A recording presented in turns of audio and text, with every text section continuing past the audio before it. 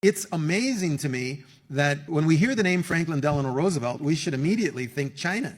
It was one of the major influences in young FDR's life. His mother, Sarah Delano Roosevelt, grew up in a mansion in Hong Kong.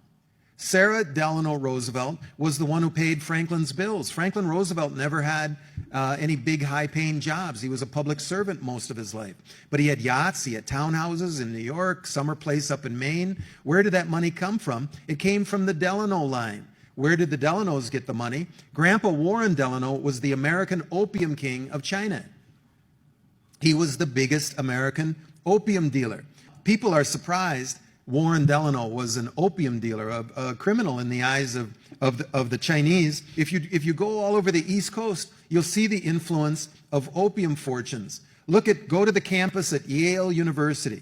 The tomb, which is the headquarters for the Skull and Bones Society, is on the campus of Yale University. That tomb is still financially supported by the Russell Trust. Warren Delano worked for the Russell family. It was the Russell Company that he worked for, the biggest opium dealers in China. Yale is built on land donated by opium barons. The #1 most famous building on Columbia's campus is the Low Library. That's named after Abbott Lowe, who dealt opium with Warren Delano out there in China. Princeton University's first big benefactor was Stephen Green. Stephen Green took over Russell and Company's opium operations after Warren Delano returned back to the United States a rich man. America's first manufacturing city, Lowell, Massachusetts, was founded by opium money. The first railroads in the East Coast, opium money. Ralph Waldo Emerson, the great transcendentalist, how come he had so much time to sit around and think? Because he married into an opium fortune.